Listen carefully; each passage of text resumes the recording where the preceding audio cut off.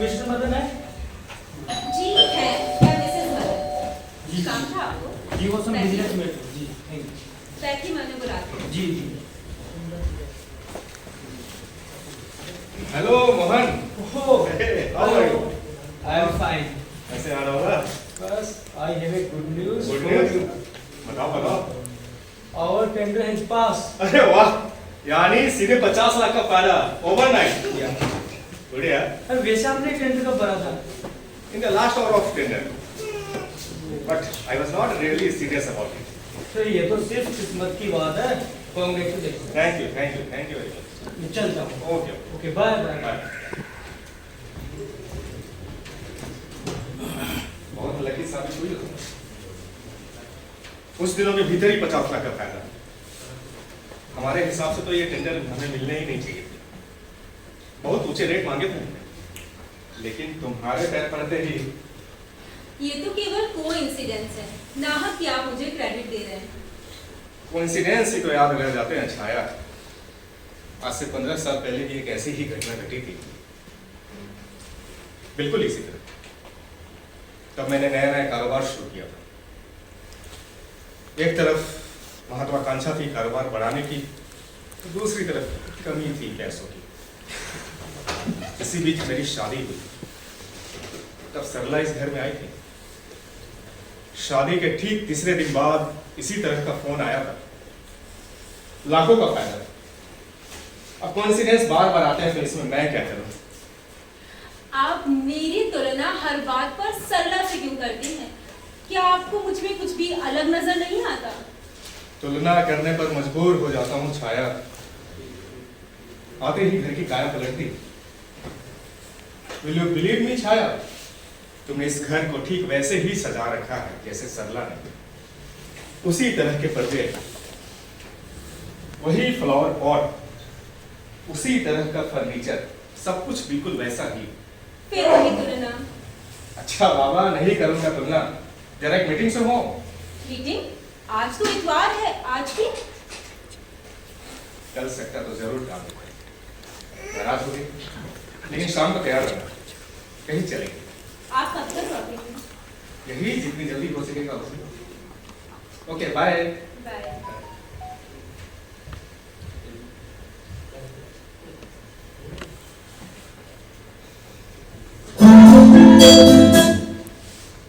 Hello, कौन? सुदीप? हाँ हाँ, अभी ऑफिस गए हैं। तुम वहां क्यों नहीं जाते? सुदीप?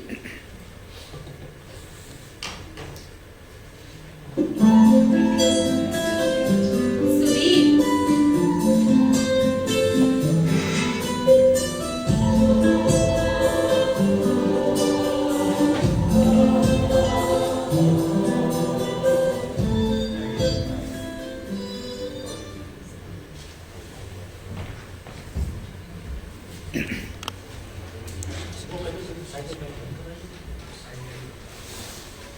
ये अपना बॉस क्या साथ में है? मनोज जी है, 45 का हो गया, बॉलीवुड मर चुकी है। बड़ा रसिक था। दुनिया का कौन सा सब पूरा नहीं किया साले ने। तुम्हें कैसा लगा? बस 2 मिनट की थी उसके साथ। ऊपर से नीचे, नीचे से ऊपर देखता रहा। अच्छा, यानी सर्वे कर रहा। वैसे डरने की कोई बात नहीं है। हम दिल का मरीज है, 2 हार्ट अटैक भी हो चुका है। चलना नहीं है क्या? नहीं, क्यों? आज कमरा इस लायक है कि तुम्हें ले जा सकूं। मतलब चोपड़ा की गर्लफ्रेंड आ रही है। तो क्या हुआ? अब तुम्हें कैसे समझाऊं छाया? हम लोग में आपसी समझौता है। जब कोई पार्टनर लड़की लाता है तो दूसरा बाहर है, इसीलिए तो ये सब ओवर टाइम करने बैठ गया। शादी किसी की नहीं हुई क्या? क्यों ये लोग शादी नहीं कर सकते? शादी और बीबी को रखे काम।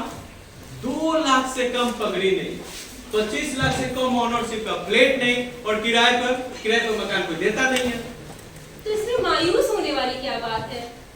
सुदीप, क्यों ना हम लोग हर महीने थोड़ा थोड़ा बचाना शुरू कर दें?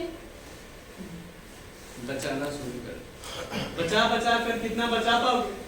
हर महीने 500 रुपया लॉज वाला ले लेता है, खाने का अलग से। घर पैसा ना भेजूं तो बुढ़िया मर जाएगी। साल भर हो गया, कहीं ठिकाना नहीं।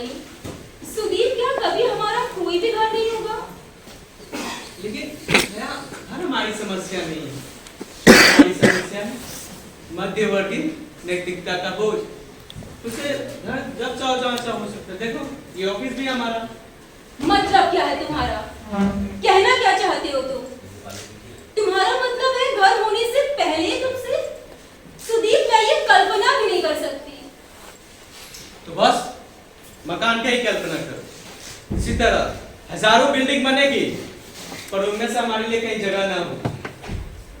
मैं बिहार का आदमी, हम लोग रोज इसी तरह ऑफिस में आएंगे, शाम को लौटते समय किसी सस्ते रेस्टोरेंट में चाय पिएंगे। इधर उधर देखकर मैं तुम्हारे हाथ अपने हाथों में ले लूंगा। बहुत हुआ तो किसी सिनेमा हॉल में तुम्हें अंधेरे में अपने करीब खींचूंगा। नसें तनेगी, खून माथे पर चढ़ेगा, शरीर मांगेगा, पर नहीं, इसके बाद तुम अपने रास्ते और हम अपने रास्ते। हमारा बच्चा माँ के अभाव में नहीं, चार दीवारें और एक छत के अभाव में कभी अस्तित्व में नहीं आएगा। बूढ़े हो जाएंगे हम दोनों, ना कभी 25 लाख होगा, ना होगा मकान, और झोपड़पट्टी तुम्हें चाहिए नहीं, और चौल में तुम रहना नहीं चाहती। नहीं रहना है मुझे उस चौल में। 3 पीढ़ियां कट गई उस सड़ी सी चौल में, उस नरक में, उस भीड़ में। तुम नहीं जानते सुदीप, ये सब याद करती हूँ ना तो रोंगटे खड़े हो जाते हैं मेरे। तो बस इंतजार करो, अनंत काल तक इंतजार करो, और मुझसे भी करवाओ। नहीं सुदीप, हम पैसा बचाएंगे, मैं बचाऊंगी, तुम बचाओगे, एक पैसा। क्या हम जैसे लड़कों ने कभी फ्लैट नहीं खरीदा? हम लड़ेंगे, जूझेंगे, पर लड़ने से पहले शिकायत क्यों? अच्छा, और इस महान त्याग से कितना बचा पाओगे? अरे कम से कम 25 लाख रुपए चाहिए। इकट्ठा होंगे कभी इतने रुपए? बोलो बोलो छाया। मैं कहती हूँ होंगे। तुम बस मुझ पे विश्वास रखो, बस मेरा साथ दो सुदीप। मैं मानती हूँ जिंदगी खत्म नहीं हो गई, दोगे ना मेरा साथ? जहाँ तक साथ देने का सवाल है छाया, तो जरूर दूंगी, पर फिर कहता हूँ मकान हमारी समस्या नहीं, हमारी समस्या है मध्यवर्गी नैतिकता का बोझ। हमारी समस्या है गरीबी के रेगिस्तान में महत्वाकांक्षाओं का कमल खिलाने की जीत। खैर, कल से वही होगा जो तुम चाहोगे। चाय नहीं, सिगरेट नहीं, नाटक नहीं, सिनेमा हॉल नहीं, खाने में सिर्फ पाव और बड़ा पाव। अब हमारी निगाह होगी सिर्फ 3 से 20 फीट के फ्लैट पे। अब तो खुश हो जाओ।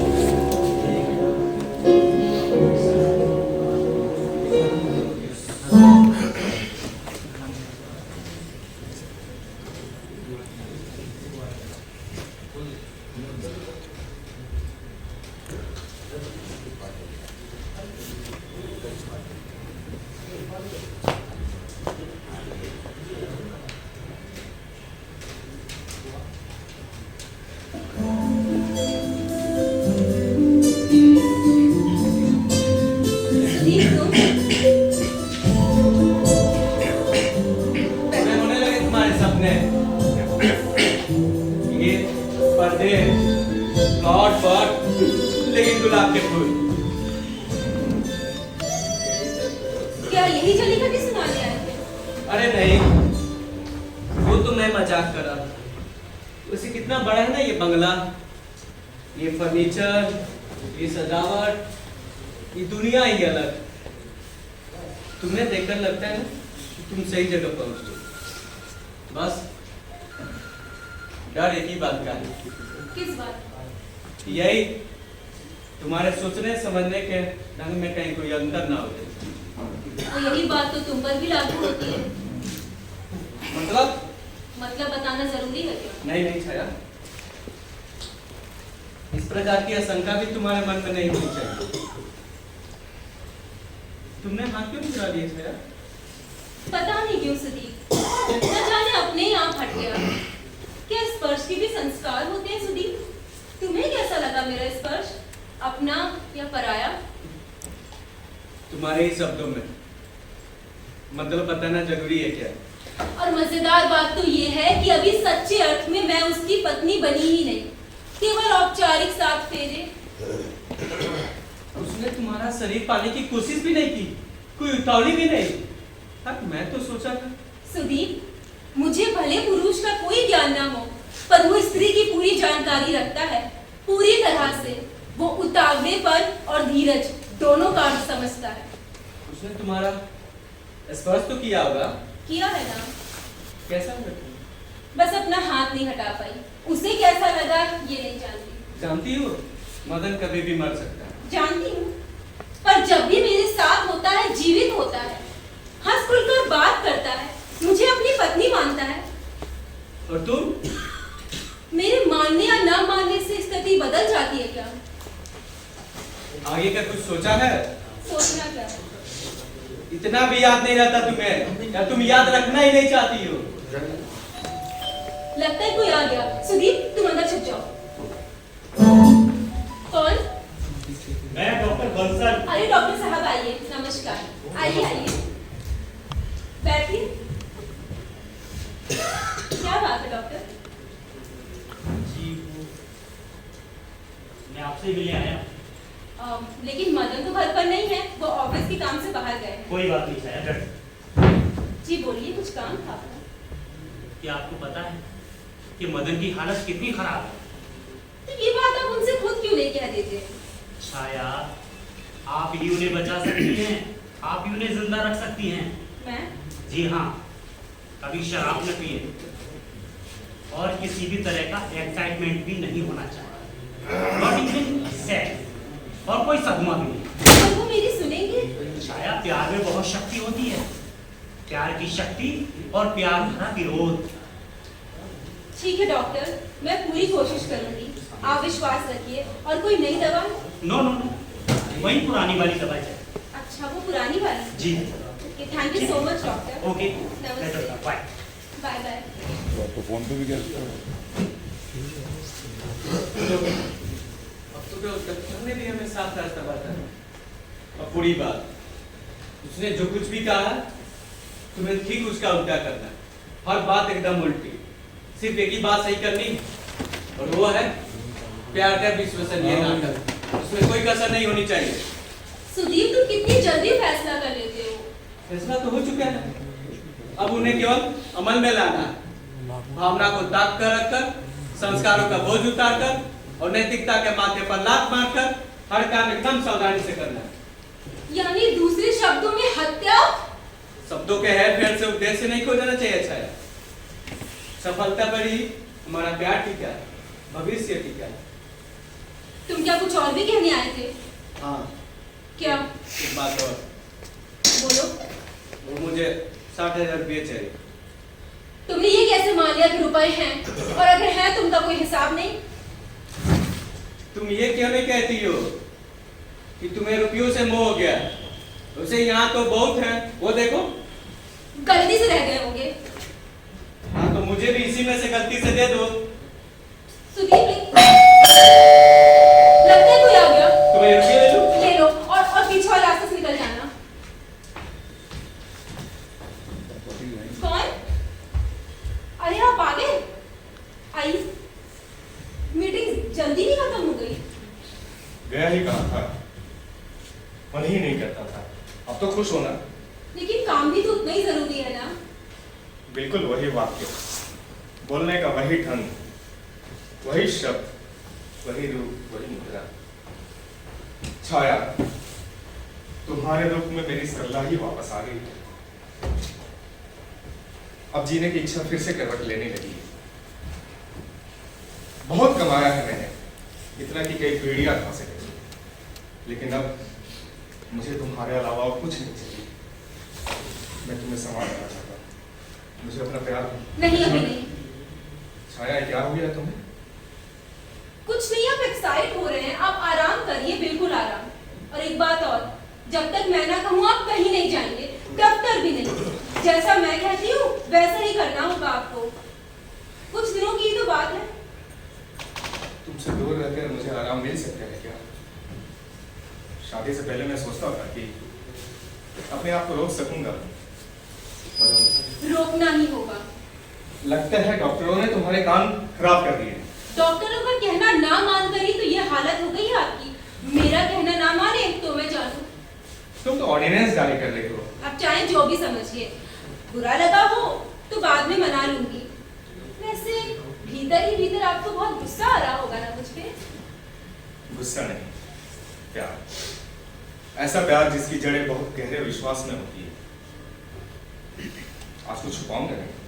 छाया, जब तुमने शादी का प्रस्ताव मान लिया तब खुशी हुई, डर भी लगा।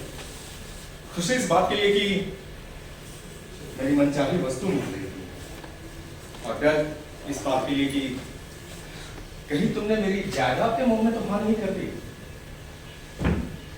छाया, सभी जानते हैं कि मेरी जिंदगी का कोई ठिकाना नहीं है, उसके बावजूद तुम शादी के लिए तैयार हो गई।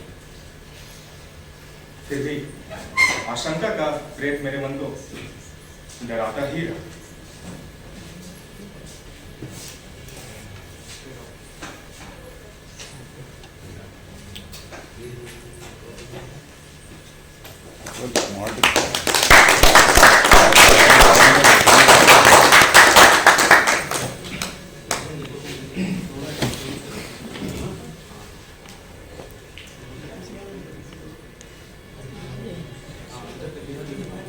आशंका है।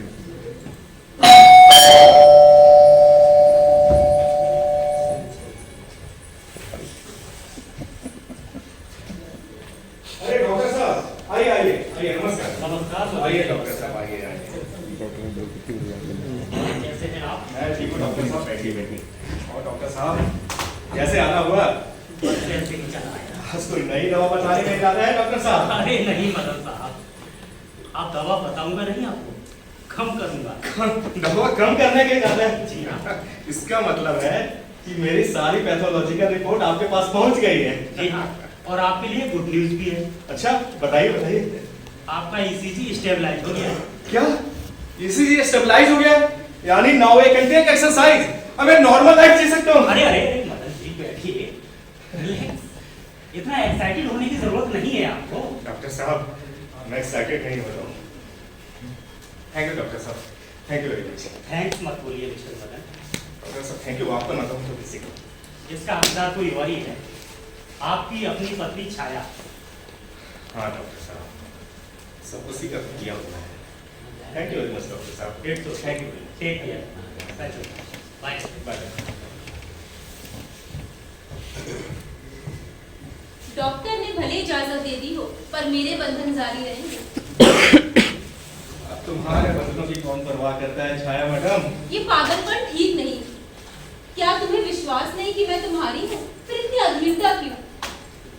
छाया, मैं तुम्हें पाना चाहता हूँ, पूरी तरह से पाना चाहता हूँ।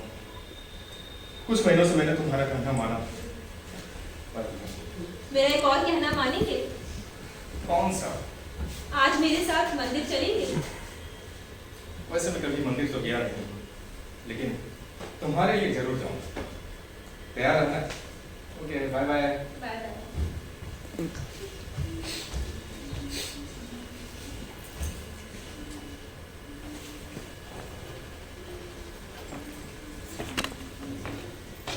कौन? तुम? मुझे देखकर इतना चौंक क्यों रही हो? हाँ, बैठो ना। मदन? वो ऑफिस गए थे, तुम नहीं गए? नहीं गया। बाहर गए थे? नहीं। तबीयत खराब थी? हाँ, तो फिर? यही तुम्हारे बंगले के आसपास मंडराता रहा, इसी उम्मीद में कब मदन निकले और मैं तुमसे। तो तुम भीतर क्यों नहीं आ गए? लेकिन उसे जो तुमने कैद कर रखा। तुम क्या ऑफिस के पुराने कलीग से मिलने तुम नहीं आ सकते? अच्छा, अब सिर्फ पुराना कलीग रह गया, इसे अधिक और कुछ नहीं। और यहाँ आकर क्या बातें करता? मौसम की, नई पिक्चरों की या समाज सुधार की? क्या मुझसे मिलना ही अपने आप में है? छाया, और नहीं तो क्या, देख ही लेते। छाया, लगता है तुम पूरी तरह से अपना उद्देश्य भूल गई। मैंने सुना है तुमने कुछ किया भी नहीं और मदन की सेहत दिन पर दिन सुधरती जा रही है। सबको यही कहता है तुम्हारी दिन रात की सेवा से उसे मौत के मुंह से तुमने बचाया, उसे शराब सिगरेट और दफ्तर आने से तूने रोका है। और कुछ? अब और क्या बाकी रहा? क्या तुमने मदन से इसलिए शादी की कि वो जिंदा रहे? क्या तय हुआ था हम लोगों के बीच? तो सुदीप मैं उसकी हत्या कर दूं? तुम्हें पता है ना कि तुम्हारे प्रस्ताव का मैंने कितना विरोध किया था, लेकिन तुम ही मेरे पीछे पड़े रहे। मुझे तो तुम्हारे फैसलों पर शंका होती है। तुम्हारी बातों से मुझे प्यार के अलावा और भी बातों की गंध आने लगी है। लेकिन फैसला हम दोनों ने मिलकर किया था छाया। नहीं सुदीप, फैसला मैंने किया था और शायद तुम्हें विश्वास नहीं होता, लेकिन अगर उस दिन तुम मेरा विरोध करते और कहते कि मकान नहीं है तो क्या हुआ, तो शायद तुम एक असाधारण व्यक्ति बनकर उभरते। लेकिन तुमने तो मुझे उल्टे ही सुझाव दिए। षड्यंत्र का तुमने एक नपुंसक निर्णय लिया सुदीप। ये उस तुम्हारे दिन मुझे घिन हो गई थी तुमसे, तुम्हारे फैसले से। इसीलिए तुम जैसे हट्टे कट्टे आदमी की तुलना में वो अपाहिज आदमी ज्यादा ताकतवर लगा मुझे। ये तुम्हारे शब्द हैं अपने अपराधों को ढकने के लिए और कुछ नहीं। आरोप करने से पहले हिसाब करो। पिछले महीनों में कितने तुमने मुझसे पैसे लिए हैं? क्या किया उन पैसों का? बोलते क्यों नहीं? तुम्हें क्या लगता है मुझे खबर नहीं? मैं सब जानती हूँ सुधीर। तुमने दूसरा कमरा ले लिया है, शराब के बिना तुम्हारा काम नहीं चलता, कपड़े लत्तों का फर्क। क्यों हुआ ऐसा? ये सब गलत है। होगा, लेकिन आज तुम यहाँ क्यों आए हो? सच कहूं तो तुम मुझसे आज भी पैसे मांगने आए हो। शुरुआत में तुम मदन की मौत पर जोर देते थे और फिर पैसे मांगते थे, लेकिन अब तो सिर्फ तुम मुझसे पैसे ही मांगते हो। क्यों? क्या तुम्हारे पैसे मेरे नहीं हैं? तुम्हें क्या लगता है मदन हिसाब नहीं लेता? जब भी उसे हिसाब देती हूँ झूठ बोलती हूँ कि आज ये साड़ी खरीदी, कल वो दान दिया, कल वो चंदा दिया, उसको दे दिया। वो मुझे दया भरी नजर से देखता है। अरे इसमें कौन सी बड़ी बात है? पैसे वालों की औरत खर्चा ना करेगी तो कौन गरीब करेगा? सुदीप, मैं पैसे वालों की औरत जरूर हूँ, लेकिन पैसे वाले की लड़की कभी नहीं रही। जब भी उसे बोलती हूँ कि आज मैंने 4000 की साड़ी खरीदी, तो उसकी नजर बोलती है कि कभी देखा नहीं था इसलिए इतनी हाय हाय है। इसका मतलब तुम मुझे पराया समझ ले? मेरे लिए छोटे मोटे तकलीफ बोलने में भी तुम्हें तकलीफ हो रही है? नहीं सुदीप, हर झूठ अपनी कीमत मांगता है। हर झूठ के साथ हम अपनी नजर में और भी छोटे हो जाते हैं। मेरा कोई झूठ नहीं चलता, उसे पचाने की कला नहीं है मेरे अंदर, और शायद अब जरूरत भी नहीं। देखते क्या हो? खड़े क्यों हो? गए क्यों नहीं? मुझे 20,000 रुपये चाहिए। क्यों? मैंने 4 महीने से नए कमरा का किराया तक नहीं चुकाया और बहुत सारे बिल रुके पड़े। बहुत मुसीबत में, फिर दोबारा कभी नहीं आऊंगा। विश्वास रखो छाया, लेकिन इस मुसीबत से बचा लो। अब मांगोगे तो भी नहीं दूंगी।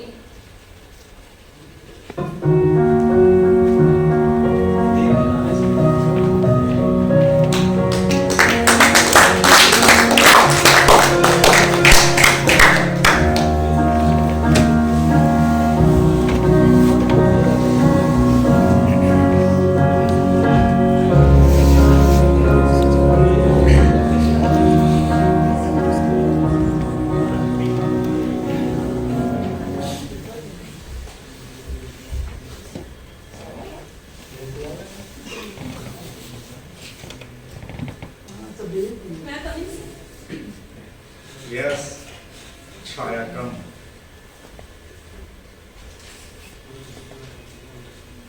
कहिए सर, कुछ काम था आपको? हाँ छाया, कोई खास बात? हाँ छाया। और अब मुझे तुमसे कह देनी चाहिए। पता नहीं सुनकर तुम्हें कैसा लगेगा, पर कहूँ। कम से कम एक मन का बोझ तो हल्का हो जाए। बोलिए। जानती हो छाया, तुम इंटरव्यू में फेल हो गए। उसके उसके बाद भी मैंने तुम्हें रखा। तुम सोचोगे इस मेहरबानी का कारण है, लेकिन मेहरबानी नहीं, विवशता, मन की विवशता। तुम्हें देखते ही मुझे उसकी याद आई। उसकी आनी? सरला की। सरला? हाँ सरला, अपनी पत्नी सरला की। बिल्कुल वैसे ही थी, वही बोलने का ढंग, वही चाल, वही रूप, सब कुछ बिल्कुल वैसा ही। ऐसा लगा जैसे अचानक मेरे घाव की पपड़ी को किसी ने अचानक से नोच दिया हो। अचानक खुल गया वो 15 साल पुराने घाव। सर, छाया, मैं जानता हूं कि तुम इसके लिए दोषी नहीं हो। तुम्हें नौकरी पर रखने से पहले मैंने 100 बार सोचा, तुम्हें रखूं या ना रखूं। ना रखता तो बात आगे नहीं बढ़ती, समय की धूल चढ़ती जाती। लेकिन मन के किसी कोने में एक मोह जागा, सोचा रख लो, और फिर रख लिया मैंने तुम्हें। लेकिन हर याददाश्त करवट लेने लगी, अतीत का हर क्षण बोलने लगा। लेकिन सर, छाया, मैं दिल का मरीज हूँ, तो दौरे भी आ चुके हैं। मेरी जिंदगी का हर क्षण अनिश्चित है। और वैसे में मैं ये सब तुमसे कैसे कहता? सच कहूं छाया, डॉक्टर तो मुझे दफ्तर आने से ही मना करता है, लेकिन मैं आता हूँ सिर्फ तुम्हें देखने के लिए। सर आपने भी अजीब सवाल उठा दिया है। डूबते जहाज से तो चूहे भी टकराते हैं, और वैसे में ये सब तुमसे कहना एक क्रूरता है, क्रूरता। सोचना चाहो तो सोचना, यदि बुरा लगा हो तो भी यहाँ की नौकरी मत छोड़ना।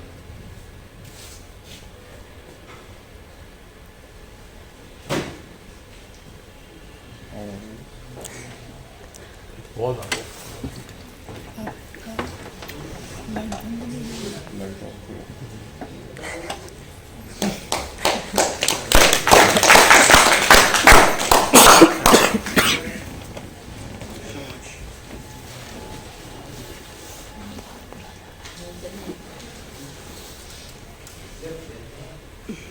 बुरा जा रहा है।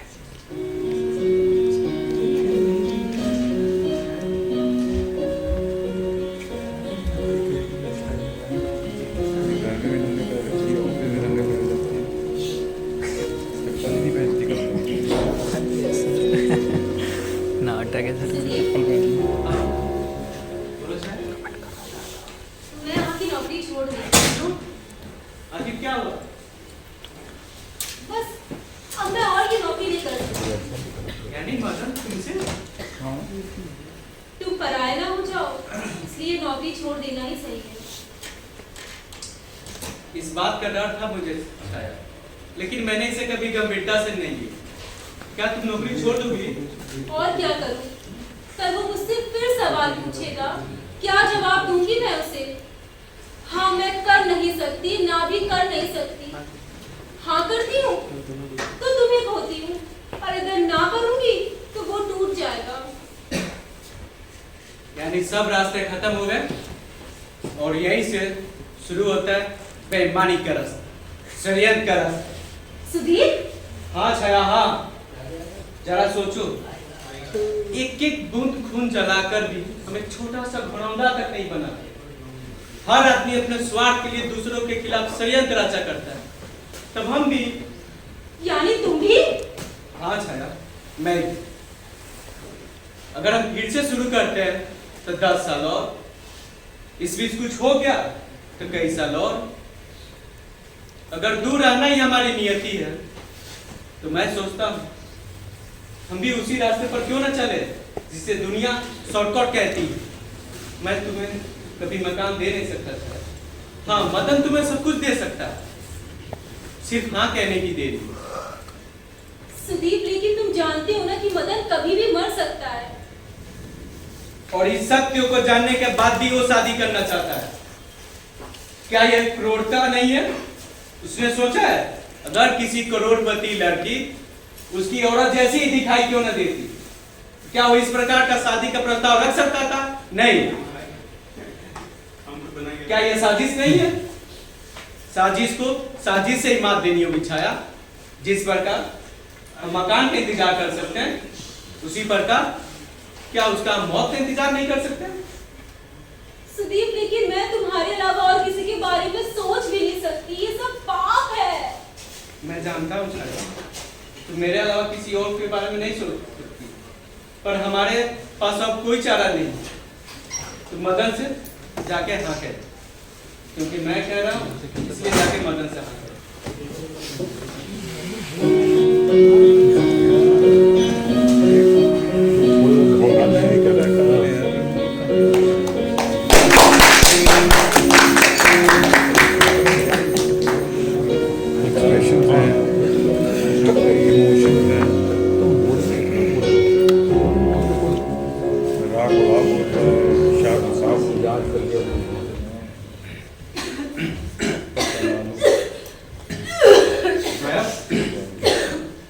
क्या हो गया तुम्हें? कुछ अनसेंट खा लिया तुमने? नहीं, आप नहीं समझेंगे। तो तुमने मुझसे छुपा रखा था क्या? उल्टी का भेद और क्या? मुझे भी कहाँ मालूम था। तो यानी मैं बनने वाला बाप, रे बाप रे बाप, यानी जूनियर मदन। चाय पी क्या? चाय को मारो गोली। अब तुम तो आराम से बैठो, अब आराम करने की बारी तुम्हारी है। और आजाद होने की बारी आपकी। कोई छूट नहीं मिलेगी, चाहे बाप बन जाओ या बाप के बाप। सच, मैंने कभी सोचा भी नहीं था कि इतना अच्छा दिन कभी मेरे जीवन में आएगा। कहाँ तुमने मुझे इतने गहरे जीवन से जोड़ दिया। ज्योतिषों ने कहा था कि यह साल आपके लिए बहुत खराब है, पर यही साल मेरे लिए सबसे अच्छा साबित हुआ। तुमने मुझे दफ्तर से दूर रखा, लेकिन कारोबार में फायदा ही होता गया। ये सब कुछ कितना अविश्वसनीय है मेरे लिए। फिर वही, शराब छूट गई लेकिन ये आदत नहीं गई आपकी। आज आपकी सरला की बहुत याद आ रही होगी ना आपको? नहीं, अब उसकी याद धुंधली पड़ती जा रही है। पहले चाहता था कि तुम सरला में समा जाओ, एक हो जाओ, लेकिन अब सरला ही तुम्हारे व्यक्तित्व में समा गई है। वैसे सरला कभी कोई गलती नहीं करती थी। वो सारी जिंदगी एक ही तो गलती किया करती थी। कौन सी गलती? यही कि मुझसे जरूरत से ज्यादा प्यार करती थी। उसके सिवा वो कुछ कर भी नहीं सकती। मेरे जीवन का हर क्षण उसका अक्स था।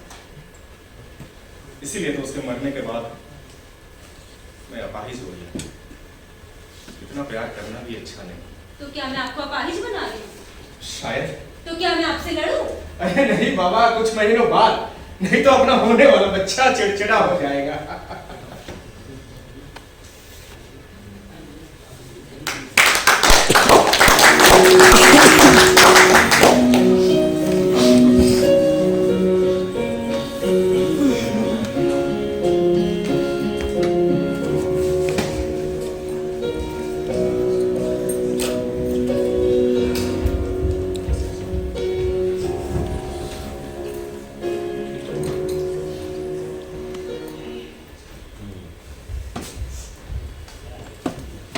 कहाँ गई थी तुम? मैं बाहर वो मैंने तुमसे कहा था ना कि तुम कहीं नहीं जाओगी, बिना किसी को लिए बाहर नहीं जाओगी, अकेले गाड़ी नहीं चलाओगी। दूसरों पर बंधन लगाते समय तो तुम जल्लाद बन जाती हो, और खुद पर। मुझ पे बरसने की बात आप क्या ऑफिस से सोच कर आए थे? छाया, तुम तो जानती हो कि मेरी जिंदगी का कोई ठिकाना नहीं है। तुमसे कुछ छुपा भी तो नहीं है। मेरा हर अगला क्षण अनिश्चित है। मेरे जीवन पर अनिश्चितता की तलवार लटकती रहती है, और फिर मन इतना कमजोर हो गया कि पहले बुराई ही सोचता है। मैं बाहर ही तो गई थी, कोई तुम्हें छोड़कर थोड़ी चली गई थी। तुम चाहो तो भी मुझे छोड़कर नहीं जा सकती। और तुम तुम्हें छोड़ने के ख्याल से ही मेरी मौत हो जाएगी। फिर वही। अच्छा, इसे पढ़ो। इन सब की क्या जरूरत थी? लेकिन मैंने ऐसा क्या कर दिया जो इतनी तुम भड़क रही हो? क्या जरूरत थी? ये एक वसीयत है अपने होने वाले बच्चे के नाम। ये बात तो मुझे पहले ही कर लेनी चाहिए थी। तुम नाहक ही भावुक हो रही हो। लेकिन किसी डर के कारण ही तो आपने ऐसा किया होगा। नहीं छाया, तुमने मोह के बिंदु इतने जीवन में बना दिए हैं कि अब मरने का ख्याल तक मेरे मन में नहीं आता। फिर वही। छाया, तुम कुछ पूछना चाहती? हाँ, क्या आपने किसी क्लर्क को नौकरी से निकाल दिया है? हाँ, सुदीप को। क्यों? उसे क्या निकाल देना जरूरी था? आखिर दफ्तर का एक डिसिप्लिन होता है। इंसान की सहन शक्ति की कोई सीमा होती है। दफ्तर गुंडागर्दी की जगह है क्या? तो क्या उसने कोई बदतमीजी की थी? वो दफ्तर टाइम से तो आता था नहीं, शराब पीकर चला आता था। अरे ठीक है भाई, पियो, लेकिन तमीज से रहो। लेकिन वो पहले तो ऐसा नहीं था। इंसान को बदलने में देर लगती है क्या छाया? क्या उसे एक और मौका नहीं दिया जाना चाहिए? लेकिन तुम उसके लिए इतना परेशान क्यों हो रही हो? उन लोगों के साथ काम किया है मैंने, मैं जानती हूँ उनको। देखो छाया, दफ्तर में इसी तरह के लोग रखे और निकाले जाते हैं। ये बताओ कि तुम क्या चाहती हो? मैं यही चाहती हूँ कि आप उसे एक और मौका दीजिए, मैं समझाऊंगी उसे। तुम? हाँ, माँ कहती है कभी किसी की बद्दुआ नहीं लेनी चाहिए, और हम जिस दौर से गुजर रहे हैं उसमें हमें दुआओं की बहुत जरूरत है। आप उसे एक और मौका दे दीजिए ना। मैं अपने फैसले इस तरह से तो वापस नहीं लिया करता, लेकिन मैं उसे अपनी जगह नहीं दूसरी जगह रखवा देता हूँ। चलेगा, इसके बाद मैं आपके ऑफिस के किसी भी मामले में दखल नहीं दूंगी। लेकिन उसे समझाने की कोई जरूरत नहीं है।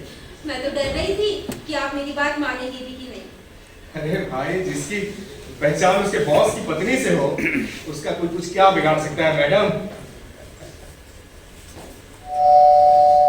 अच्छा रुको, 2 मिनट आओ।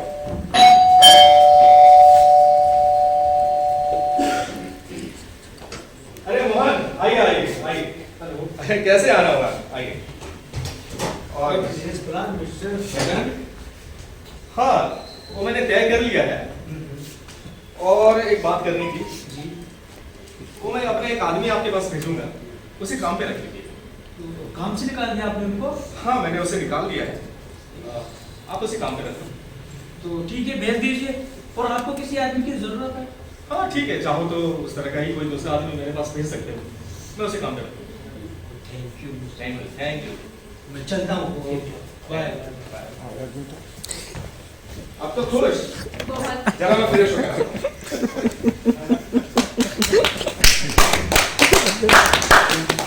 ये पूछना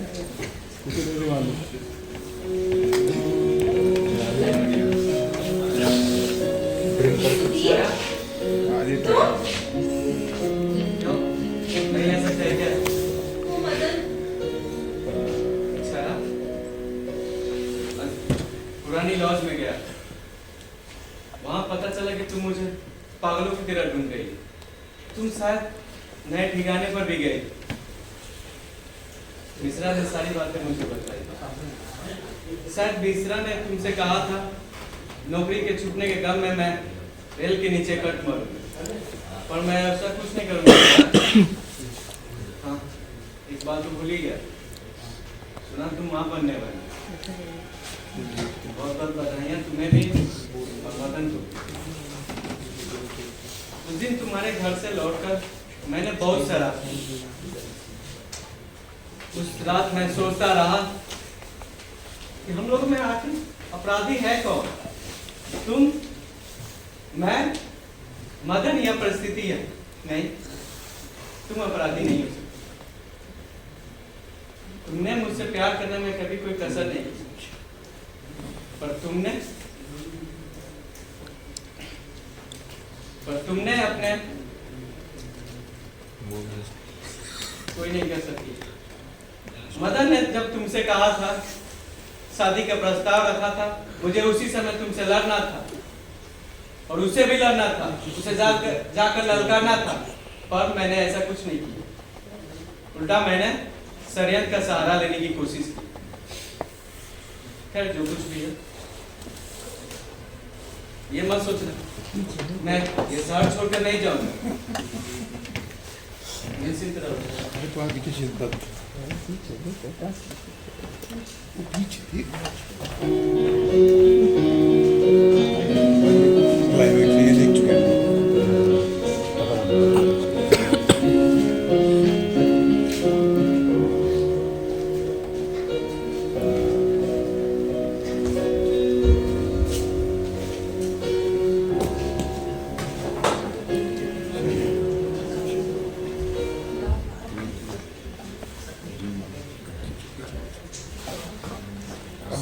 चप्पल नहीं पहनी। सुनो, कहाँ जा रहे हो? इस प्रश्न का अर्थ है कोई अब? तुमने जाना तय कर लिया है? हाँ, क्यों? क्योंकि जाने का फैसला करना यहाँ रहने से अधिक आसान है। शायद तुम यहाँ से कहीं नहीं जाओगी। तुम्हारी ये हिम्मत कि तुम यहाँ से चली जाओ। तुमने मेरा प्यार देखा है, मेरा गुस्सा नहीं। चलो भीतर। मैंने कहा ना चलो भीतर, नहीं तो मैं कुछ कर बैठूंगा। कहा ना चलो भीतर। बस यही अधिकार चाहिए, यही प्यार चाहिए, शरीर में, मन में, यही अधिकार चाहिए।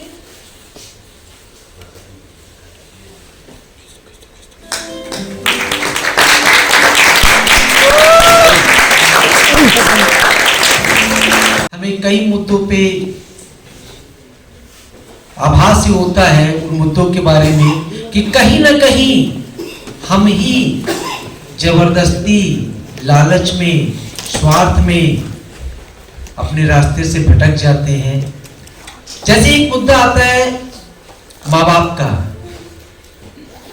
लोग कहते हैं कि माँ बाप जब बुजुर्ग बुढ़ापे में अकेले बच्चे छोड़ के चले जाते हैं, कल्पना कीजिए हम बचपन से बच्चों के दिमाग में एक चीज भरते हैं कि हाई एजुकेशन, हाई मनी, ढेर सारा पैसा, विदेश।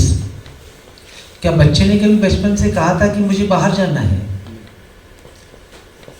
एक बच्चा है लेकिन भेजेंगे विदेश।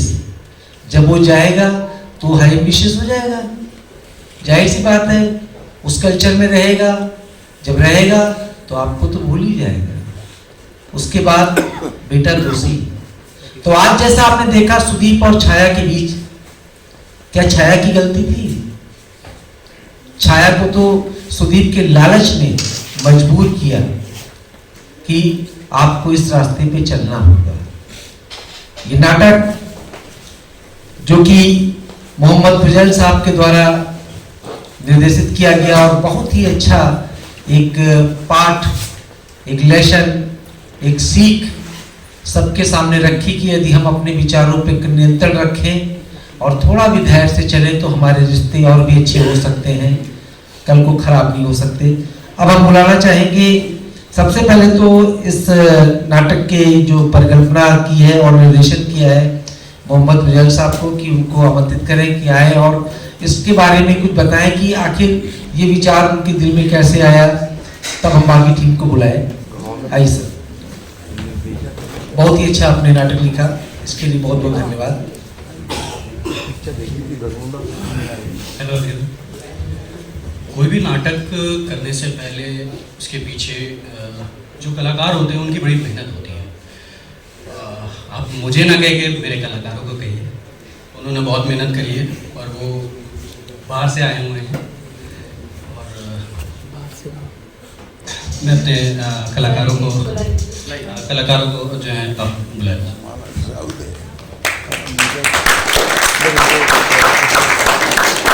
फजल साहब, मोती देखा है? मोती बड़ा मूल्यवान होता है और बड़ा मजबूत होता है, लेकिन मोती को बांधता कौन है? एक धागा। वो धागा आप हैं। चलिए अब हम कलाकारों को आमंत्रित करते हैं। सबसे पहले मदन का किरदार निभा रहे हमारे कलाकार अमतेश कुमार सिंह जी, मोहन का किरदार निभा रहे थे बनवारी सिंह जी, जबरदस्त अभिनय का जो छाप छोड़ी छाया के रूप में अरिता सिंह जी ने, कहीं से भी कम नहीं दिखे कलाकार सुदीप जी के रूप में आदित्य कुमार, और डॉक्टर बंसल के रूप में डॉक्टर इशरार अयाज जी, और बाकी ठीक हमारे इस कार्यक्रम को जो सजाया, मेकअप का जो कार्य किया राजा सिंह जी, और उसमें शामिल रही सहयोगी अमृता सिंह जी, कॉस्ट्यूम डिजाइनिंग अर्चना बिगा जी जो आगे से प्रोडक्शन आजाद थिएटर लखनऊ टीम रही, मंच सामग्री यश विनय भूषण गौरव जी आज रही मंच में, आदिशंकर शुक्ला जी, पूर्व अभ्यास प्रभारी बनवारी शैनी जी, आदित्य कुमार जी, म्यूजिक में अमन कुमार जी, साउंड निर्देशन हमारे जो अमतेश कुमार सिंह जी जिन्होंने मदन का रोल निभाया, और सबसे इन सबके जो पिरोने में धागे का रूप धारण किया वो हमारे मोहम्मद फुजैल जी।